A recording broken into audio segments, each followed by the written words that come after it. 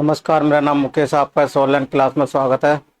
और हमारी जो क्लास थी आरोही क्रम के 25 क्वेश्चन पर बंद की थी, इससे आगे वाले क्वेश्चन को करेंगे। ठीक है, 25 पे अपने बंद की थी, 26 वाला रिपीट हो गया तो वो मैंने डिलीट मार दिया, इसलिए काउंटिंग में थोड़ा सा नंबरिंग में एक दो नंबर को जंप कर रहा होगा। तो 27 वाला क्वेश्चन को देखेंगे। 27 वाले क्वेश्चन को मैंने अगले वीडियो में मैंने हिंट भी बता दी थी कि किस तरीके से करना है। सिंपल सा क्वेश्चन है, अगर इसको देखा जाए तो इसको एक उंगलियों में भी आप बिना देखे बिना पेन चलाए हुए इसको कर सकते हैं। आप सोचो बिना पेन के कैसे कर सकते हैं। अगर आप बिना पेन के कर सकते हो तो आप इसके पैटर्न को, कोई नियम फॉलो कर रहा होगा, उस नियम को फॉलो को आप समझेंगे। क्या करेंगे, कौन सा नियम फॉलो हो रहा है वो नियम देखेंगे। ठीक है, वो नियम क्या होगा, क्या नियम फॉलो हो रहा होगा वो देखते हैं। तो देखो, सबसे पहले तो अपन ने अगर स्टार्टिंग में देखा जाए तो उसको इस तरीके से भी कर सकते हैं कि निम्न पैटर्न का अगला क्रम क्या होगा। अगर इसमें लास्ट वाले कॉलम को देखिए जाए, यानी 50 65 80 को दे दिया जाए, तो इसमें 50 60 65 में कितने का, 15 पे 15 का है, 15 का 80 में, 15 में 95 ओनली बी वाले ऑप्शन में, तो क्लियर होगा। तो उसको अपन यहाँ पर पूरे पैटर्न को लिख लेते हैं। क्या लिख लेते हैं, 40 40 हो गया, 45 और 50। ठीक है, तो लिख लिया 55 65 और 70। इसमें फिर 15 जोड़ेंगे तो कितना आ जाएगा, 70 आ जाएगा। कितना आ जाएगा, 70 75 और 80। अब इनके बीच में गैप देखेंगे, इनके बीच में 5 का डिफरेंस है, इनके भी बीच में 5 का डिफरेंस है। कोई दिक्कत है यहाँ पे, 5 5 का डिफरेंस आ रहा है। कितने कितने डिफरेंस आ रहा है, 5 5 का। फिर इनके बीच में डिफरेंस डिफरेंस देखेंगे कितने का आ रहा है, 15 का डिफरेंस आ रहा है। यानी अंतर कितने का है, इतने का अंतर है। अंतर इनके बीच में भी कितने का अंतर है, 15 का। तो अपन समझ में आ गया इतने इतने से अंतर है।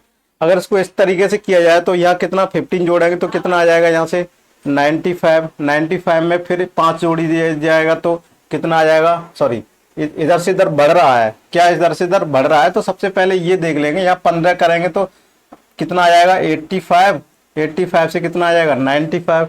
85 90 95 कौन से ऑप्शन से मैच कर रहा है अपना, बी वाला ऑप्शन से मैच कर रहा है। तो ये वाला अगला पैटर्न कौन सा होगा, ये वाला अगला पैटर्न होगा।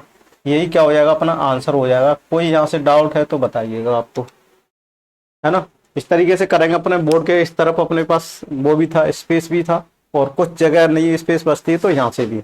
और इसको देखा जाए तो या तो फर्स्ट वाले टर्म को देख लेते हैं कि अगर इसको बिना पेन पेंसिल के किया जाए तो कैसे किया जाएगा। इसमें अगर 15 जोड़ दिएंगे 70 में तो 85 85 सिर्फ ऑप्शन बी में आ रहा है, 85 ओनली बी। यानी सबसे पहले ऑप्शन को देख, इस तरीके से भी कर सकते हैं डायरेक्टली बिना पेन पेंसिल के चलाए हुए।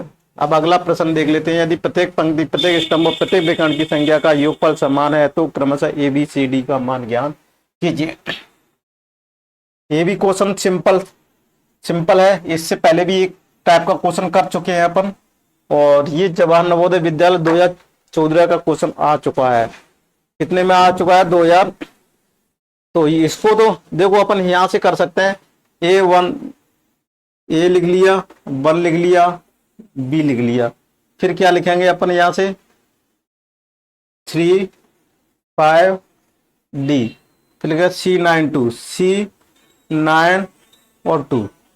ये संख्या दी हुई है, ए बी सी डी की वैल्यू पूछी हुई है। क्या पूछी हुई है, ए बी सी डी की वैल्यू पूछी हुई है। इसमें क्या दिया हुआ है, इस रो का, यानी क्या दिया हुआ है, देखो इसमें दिया हुआ ए बी रो का, इस रो का भी अगर ऐड करेंगे, इसका भी ऐड करेंगे, ठीक है, और इसका भी ऐड करेंगे, और एक इस तरीके से, यानी रो वाला और कॉलम वाला भी अगर यहां से इसको भी देखा जाए तो एक कॉलम, 2 कॉलम, 3 कॉलम, यानी अगर इस तरीके से किया जाए योग तो इसका भी योग, इसका भी योग और इसका भी योग क्या होगा, बराबर होगा। क्या होगा, बराबर होगा। और इसका भी योग और इसका भी योग और इसका भी योग, ठीक है, इनका भी योग क्या होगा, एक डायगोनल इस तरीके से विकर्ण बनेगा और एक इस तरीके से विकर्ण बनेगा। यानी देखो इस तरीके से विकर्ण बनेगा, एक इस ये वाला विकर्ण बनेगा, और ये कौन सा बनेगा, ये वाला विकर्ण बनेगा। इन सब का योग क्या होगा, टोटल योग क्या होगा, सबका बराबर होगा। ये कंडीशन दी रखी है क्वेश्चन में कि इन सब का योग क्या होगा, बराबर होगा। देखो लगा दिया ना, इस तरीके से बराबर होगा तो ए बी सी डी की संख्या ज्ञात करना है। तो सबसे पहले इस योग को देख लो, 5 1 9 1 10 1 15 है, तो इसका योग कितना आ जाएगा, यहाँ से 15 आ गया। कितना आ गया, 15। ये तो कंफर्म हो गया कि सबका योग कितना आना चाहिए, 15 आना चाहिए। 15 इसका भी होना चाहिए, 15 इसका भी होना चाहिए, और 15 इसका भी योग होना चाहिए, 15 इसका भी योग होना चाहिए, 15 इसका भी योग होना चाहिए, और 15 इसका भी योग होना चाहिए। सबका क्या होना चाहिए, 15 योग क्वेश्चन में दिया होगा। Every columns, every row, every columns, every diagonals are equal. इनका एडिशन क्या है, ऐड इक्वल होना चाहिए। तो ये ज्ञात करेंगे। यहां से सबसे पहले ये वाला देख लेते हैं। ये कौन सा वाला, इसमें एक वो दिया हो, देखो इसमें दिया है डी, 3 + 5 + डी, 5 6 7 8, 8 दिया हुआ है। क्या इसमें डी की जगह पे वैल्यू रखेंगे जो 15 आ जाएगा। तो यहाँ पर अपन को इसको पुट कर लेते हैं। कितना रखेंगे, 8, यानी 8 दूनी 7, यानी इसकी वैल्यू कितनी रख लेते हैं अपन, 7 रख लेते हैं। कितनी रख लेते हैं, 7। देखो मैंने लिख दिया 7। 7 होगा तो कितना आ जाएगा, ये आ जाएगा। जब डी की वैल्यू 7 आ गई, यहाँ सी की भी देख लेते हैं। यहाँ पर 9 2 11, 11 और में कितना जोड़ेंगे यहाँ पर, सब ये 4, क्या लिख देंगे 4। जब 4 रख देंगे तो सी की वैल्यू आ जाएगी। अब डी की वैल्यू भी आ गई, सी की भी वैल्यू आ गई, बी की वैल्यू ज्ञात करेंगे। तो बी के कैसे ज्ञात करेंगे अपन, देखो सी की भी ज्ञात है, डी की भी आ गई। अब ए की वैल्यू नहीं ज्ञात की हुई अभी ए की वैल्यू ज्ञात नहीं हुई है। तो ए कैसे देखेंगे अपन, ए किस तरीके से देखेंगे,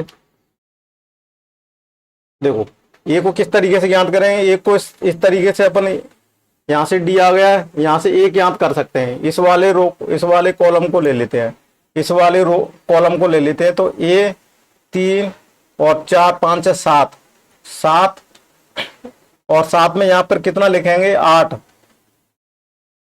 तो ये कितना आ जाएगा, 15 आ जाएगा। अब ये बन गया 8 1 9, 9 में यहाँ कितना जोड़ेंगे तो ये बन जाएगा 6। ये समझ में आ गया, ये समझ में आ गया होगा, 6 आ गया। तो यहाँ से अपनी वैल्यू लिख सकते हैं। वैल्यू लिख सकते हैं कितने, ए की वैल्यू कितनी आ गई, यहाँ से ए की वैल्यू 8 आ गई, ठीक है। बी की वैल्यू कितनी आ गई, यहाँ से 6 आ गई। सी की वैल्यू कितनी आ गई, 4 आ गई। और डी की वैल्यू कितनी आ गई, यहाँ से डी की वैल्यू 7 आ गई। देखो ये लिख दिया।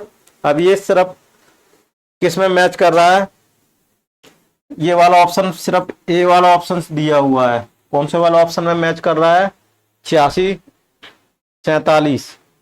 तो ये वाला ऑप्शन से अपना सही है। यही क्या हो जाएगा, अपना आंसर हो जाएगा। मैच करा लो आप समझ में आ रहा होगा कि किस तरीके से अपन क्वेश्चन को करेंगे। और सिंपल था ये क्वेश्चन करना, और इसको टेक्स्ट से करना था। तो देखो तो ये सिंपल हो गया, इस तरीके से अपन को करना था। देखो किस तरीके से बोर्ड पर समझाया जा सकता है, किस तरीके से इसको किया जा सकता है, जहाँ तक पॉसिबल हो मैंने बताया। इसका भी योग कितना होना चाहिए, 15 का योग होना चाहिए। इस ऐसे भी जोड़ करेंगे तो भी क्या आना चाहिए, इसको 15 आना चाहिए। समझ में आ रहा है। चलो अब चलते हैं अगले प्रश्न की तरह। 2 अंकों की बड़ी से बड़ी अभाज्य संख्या कौन सी है, 2 अंकों की सबसे बड़ी से बड़ी अभाज्य संख्या कौन सी है। चलो इसको इरेज करते हैं, फिर दोनों अभाज्य संख्या देख लेते हैं। ऑप्शन से ही इसको कर लेंगे। 2 अंकों की अभाज्य संख्या कौन सी है, और उसको ऑप्शन से कर लेंगे, ठीक है। ऑप्शन से करने के बाद पता चलेगा किस तरीके से अपन इसको।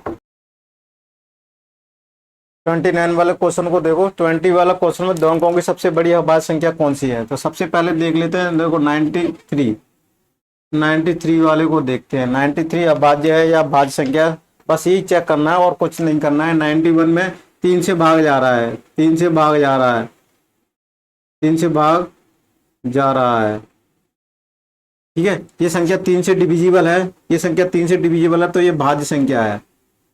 ये भाज्य संख्या है। भाज्य संख्या क्या है, ऐसी संख्या है 2 से ज्यादा गुणनखंड हो, ऐसी संख्या है जिससे मोर देन 2 फैक्टर हो, तो वो संख्या भाज्य कहलाती है। Only having 2 factor are called the prime number, यानी जो संख्या है जिसके ओनली 2 फैक्टर होते हैं, 2 गुणनखंड होते हैं, वो भाज्य संख्या कहलाती है। या ये कैसे है, एक और स्वयं के अलावा किसी तीसरी संख्या का भाग न जाए तो वो अभाज्य संख्या कहलाती है। तो पहला ऑप्शन तो ये था, ये भी कैंसिल हो गया अपना, ये कैंसिल हो गया, पहला कैंसिल हो गया। फिर देखो बी देख लेते हैं, चलो बी 97, ये 97 देखो इसकी कोई गुणनखंड नहीं है, 1 × 97 दो गुणनखंड है, यानी कितने 2 फैक्टर है, 2 फैक्टर एंड दो गुणनखंड है। अभी तो देख लेते हैं, दूसरा ऑप्शन देख लेते हैं, ये अभाज्य है, ये कौन सी है, अभाज्य संख्या है। अभी और भी ऑप्शंस दिए हुए हैं, अभाज्य है। अब देखो सी वाला ऑप्शन देख लेते हैं, सी वाला कौन सा, 91, 91 के एक तो एक गुणनखंड है, एक 13 गुणनखंड हो जाएगा, और ये कितना हो जाएगा, 4 दूनी 8, और एक 13 हो जाएगा, एक 19 हो गया, यानी इसके कितने गुणनखंड हो गए इसके लगभग, देखो इसके कितने गुणनखंड हो गए, एक 13 और एक 7 हो जाएगा, यानी 4 गुणनखंड हो गए। इसके कितने गुणनखंड हो गए, 4 गुणनखंड हो गए, ठीक है। इसके 4 गुणनखंड आ गए, तो ये कौन सी हो गई, भाज्य संख्या है, ठीक है। 91 नहीं है, और 99 देखो डी वाला देखेंगे, 99 के तो बहुत सारे गुणनखंड होंगे, इसमें 11 का भी जा रहा है, 3 का भी जा रहा है, 9 का भी जा रहा है, ठीक है। तो इसके तो बहुत सारे गुणनखंड है, तो ये कौन सी संख्या होगी, भाज्य संख्या है।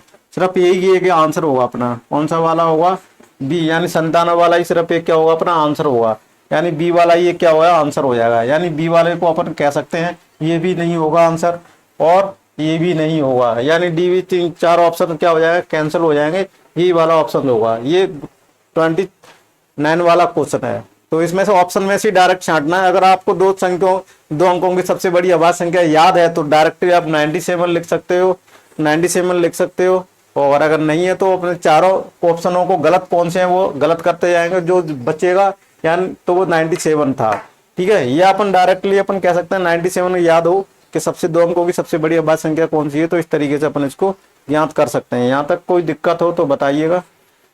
ये 29 वाला क्वेश्चन है।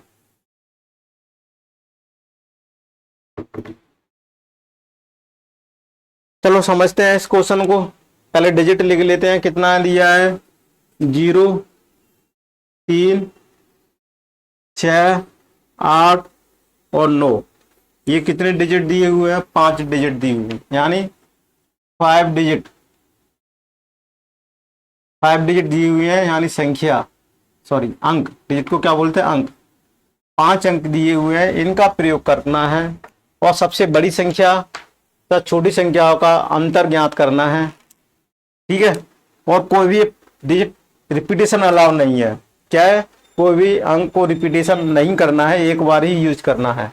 तो सबसे बड़ी संख्या को देखो किस तरीके से ज्ञात करना, मैंने बताया था, सबसे बड़ी 9 ले लेते हैं, फिर 8 ले लेते हैं, फिर 6 ले लेते हैं, फिर 3 ले लेते हैं, फिर 0 ले लेते हैं। ये सबसे बड़ी संख्या हो गई।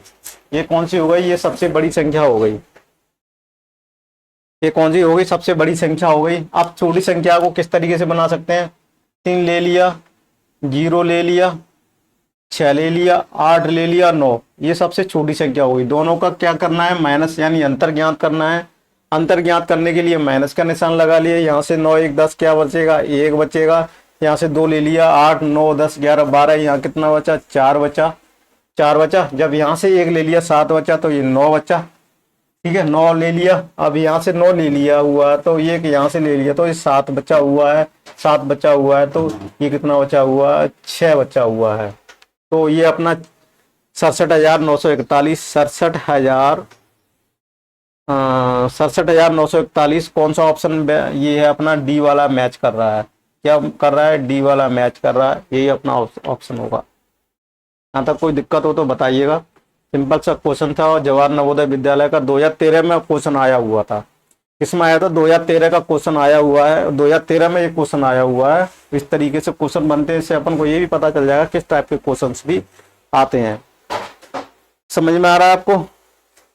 अगले प्रश्न की तरफ चलते हैं। अगला प्रश्न है 31 वाला। देखो कि गुणनफल में इकाई का अंक क्या है। इकाई के अंक वाले क्वेश्चन से भी अपन लगभग कर चुके थे, इसमें भी एक इकाई का आ गया। इकाई का अंक कोई भी का गुणा करेंगे तो इकाई का अंक क्या प्राप्त होगा, वो दिया हुआ है। क्या दिया हुआ है, इकाई का अंक कोई भी ज्ञात करेंगे तो इकाई का अंक ज्ञात करने के लिए